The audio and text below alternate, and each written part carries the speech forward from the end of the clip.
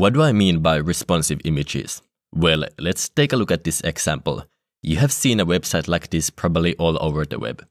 Here we have a basic page with an image that stretches to fit the width of the viewport.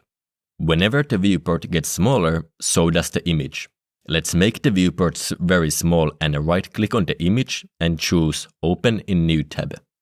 When we inspect the image, we can see that it's huge, even though the viewport is tiny. And obviously, this is gonna make your website load very slowly. And this is exactly what responsive images help us to avoid. It allows us to load the correct image based on the viewport size. Let's see how we can implement this. This is the code for the page we just saw.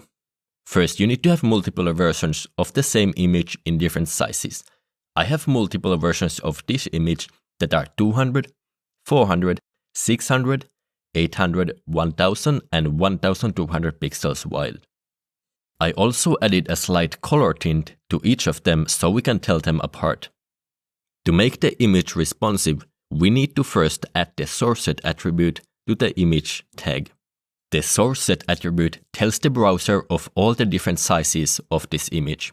Let's see how we can add this. First, I'm gonna add the URL for the image, and then its intrinsic width in pixels. Notice that I'm using W instead of px. Then I'm going to add a comma.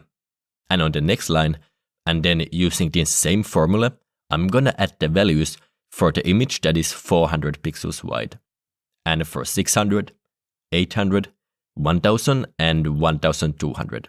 Let's save this file and see how our example looks now. Now, when we resize the viewport, we can see that the image changes from red to yellow to green and so forth. The default behavior is to match the viewport width with the image width, which is exactly what we want for an image like this.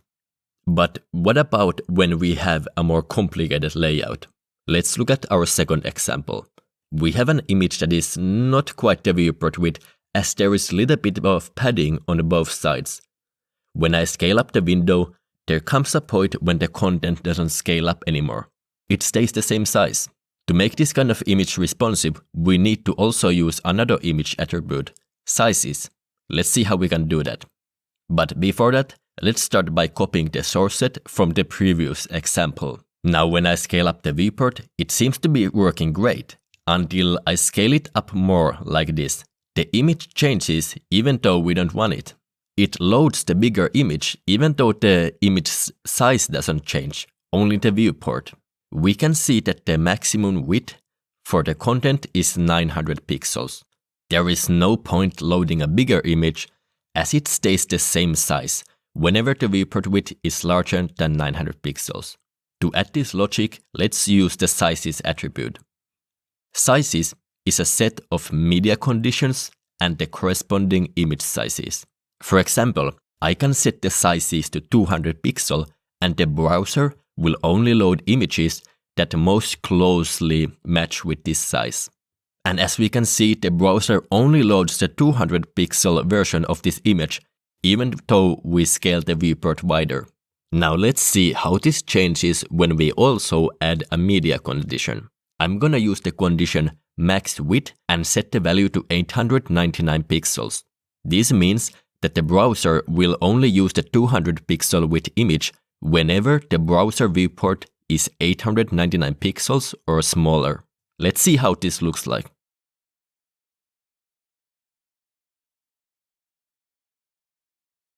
We can also add a default condition by adding a comma and then the width of the image we wanna load. Let's put 400 pixels and let's see how this looks like in the browser. So whenever the viewport is 899 pixels or smaller, it's gonna load the 200 pixel wide image. Any other condition than that, and it's gonna load the 400 pixel wide image. Alright, but we don't wanna show 400 pixel wide image when it's this size. Let's see what the actual size of the image is when we show it like this. I will right click on the image and click on Inspect. I will hover over the image tag and in the viewport we can see that it's 864 pixels wide. This is the most optimal size image for this layout. So let's change the 400 pixels to 864. Okay, we have a little bit of success. Whenever we scale the viewport to be wider than 900 pixels, the image doesn't change, which is exactly what we want. Now the only thing we need to do is load the correct image when the viewport is at maximum 899 pixels wide. We need to do a little bit of math to calculate the optimal image size. As you can see, there's a little bit of padding on the left and right side of the image that we need to take into account. I'm gonna right-click the viewport, and on the inspector, I'm gonna choose the div element. This is the parent element for the image. On the right-hand side, I'm gonna choose layout and scroll down. This is the box model for the element, and we can see that it has 16 pixels of padding on the right side and 16 pixels of padding on the left side. So we can calculate that the size of the image is the viewport width minus 32 pixels. I'm gonna use the calc CSS function. I'm gonna type 100 VW for 100% of the viewport width minus 32 pixels. And now, when we resize the viewport, it works perfectly.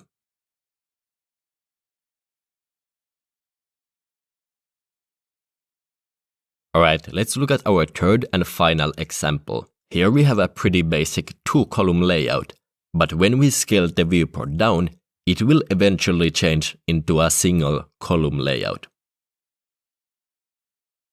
In this example, we have multiple images, so I will select all of them at the same time.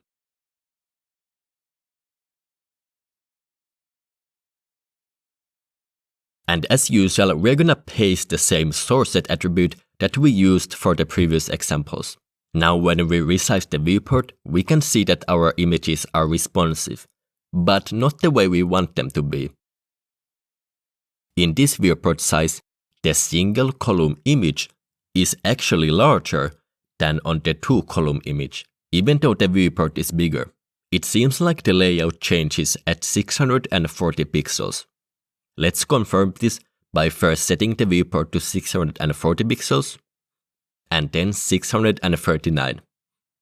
Alright, now we know where the first breakpoint is. As usual, I'm gonna add the sizes attribute. I'm gonna use the media condition max width 639 pixels. This size and lower is gonna be a single column layout. And let's calculate the image size, which is 100% of the viewport width minus 32 pixels. As we also have 16 pixels of padding on the both sides in this example. Now I'm gonna add the media condition for the second breakpoint, which is at 899 pixels. The same as the previous example. Now the optimal image width calculation for this size is gonna be a little bit complicated. We can see that the image is almost half of the viewport, except there's padding on the left, between the images and on the right. So what we can do is take 100% of the viewport width minus 48 pixels, which is 3 times 16, and divide that by 2. Now when we resize the viewport, we can see that it's correctly changing from red to yellow to green to blue, and when it switches to 2-column layout, it goes back to yellow and then green. Exactly as we want it to go. Now whenever we scale the viewport wider than 900 pixels, we can see that the image changes. This one is easy to fix as the image stays the same size. So let's just right-click on the image and choose Inspect. I hover over the image tag and we can see that it's 424 pixels wide.